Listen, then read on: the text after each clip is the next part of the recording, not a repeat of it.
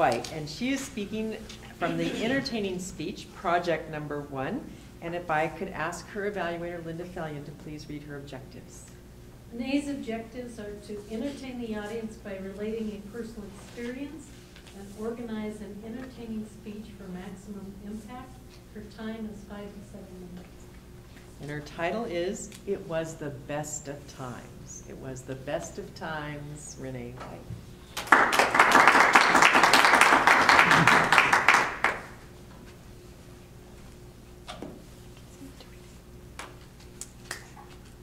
Today I will present to you my vacation in 4 acts.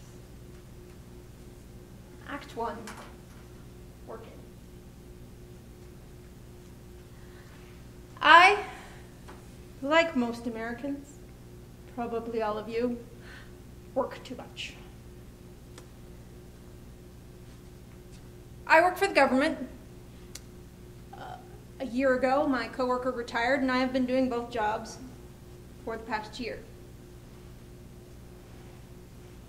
I have about 9 to 10 hours of work that I need to squeeze into every day. As a result, I work more than 8 hours a day and build up credit time. I can only have 24 hours of credit time, so occasionally I'll take a day off. Except that now I have another 8 hours of work that I need to squeeze in there. I don't really go on vacation, though. I take a day off. Sometimes I use those days to tell stories to first graders, catch up on all of the things I didn't get done because I was too busy working. Once in a while, I might take a mini vacation and spend the day in Denver, take a long weekend and go camping, but it's rare that I take vacations. Also, I work for the government, so I'm dirt poor and can't actually afford to go anywhere. Work too much, too low vacations. Act 2, rats. I was born the year of the rat. I once read on a Chinese menu that rats do not make lasting friendships. That makes perfect sense to me. I like to think I don't have lasting friendships because I moved a lot. I went to 9 different schools between kindergarten and senior in high school. 4, 5 colleges.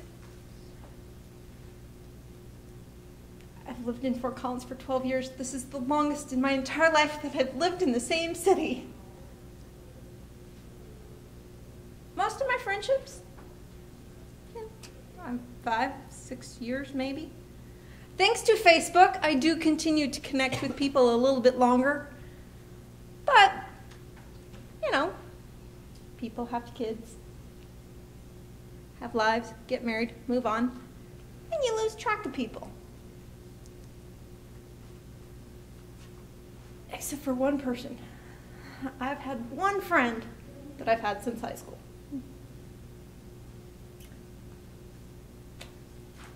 Act 3. Who can pass up a good sale? I don't know about you, but I cannot pass up a good sale. Sometimes I think it's best that I not read the ads because it's better that I don't know that there's a 20% off entire purchase coupon at Joann's. Obviously, I need more paper.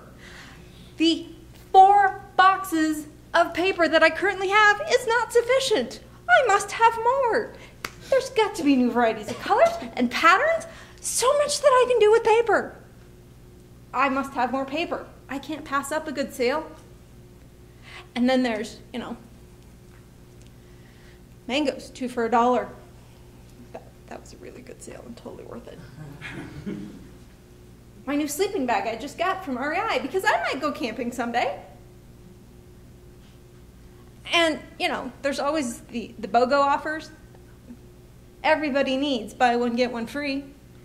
I know I can't eat 2 giant cinnamon rolls, but, you know, they're buy one, get one free. I gotta have it. So a few weeks ago, when I got home,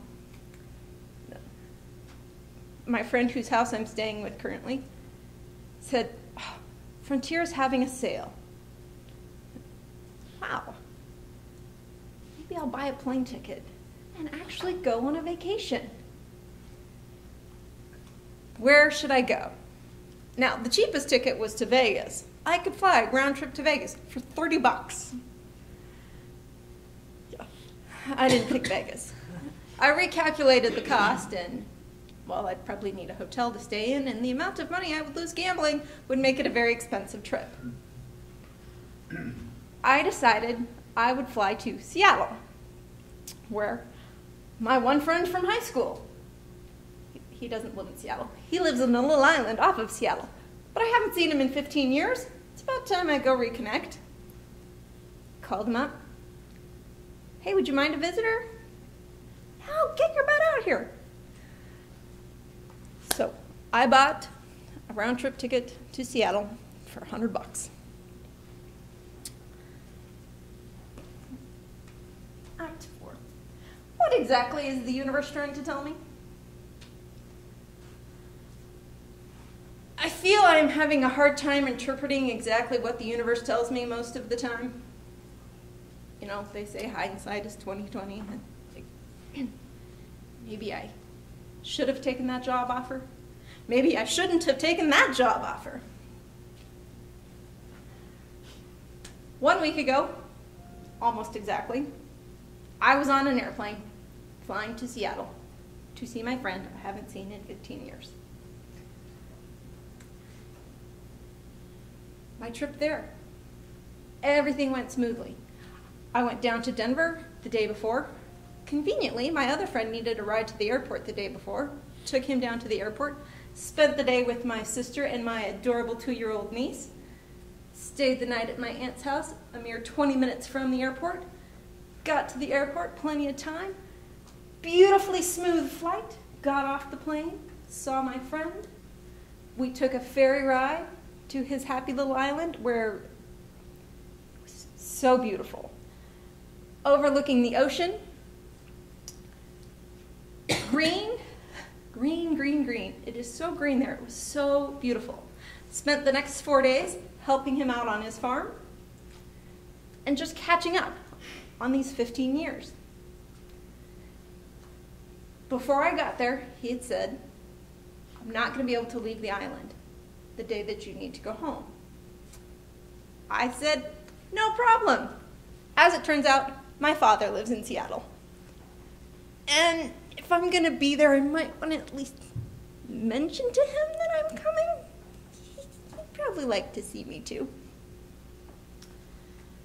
I'll have him pick me up at the ferry. He can get me to the airport. I'm not sure what I was thinking, as this is a man who is notoriously late for every single plane he's ever supposed to be on. He was 2 hours late picking me up from the ferry because the president of China was in town. Caused a lot of traffic jams. Not a big deal. I still have 7 hours until my flight. Got to the airport. The normal 20-minute drive from his house to the airport took 45 minutes. Walked up to the counter. The lady said, we shut off our computers 45 minutes before your flight. It is now 40 minutes before your flight. You have missed your flight. It's 7:30 in the evening. This is the last flight of the day. I am not going home today. Now it's a mass panic. Exactly what is the universe telling me? I should have just stayed on the happy little island. I should never trust a man notoriously late to take me to the airport. I got on a plane at 5 a.m. the next morning. I didn't get any sleep. And was on time the next day. In fact, I was at the airport at 3:45 just to make sure that I was not going to be late. Got back to my aunt's to find that all of the antifreeze had leaked out of my car onto her driveway, resulting in me refilling it with water and driving directly to the mechanic. Happily, it was only a $30 repair. Thank God. Rushing to make my meeting with Chris so that we could discuss today's contest. So needless to say, I've had a very busy week. But I'm thinking back, what exactly was the universe telling me? I know it said I desperately needed a vacation. I think it was telling me you should have just stayed on the island and enjoyed yourself a little bit longer. Not after this.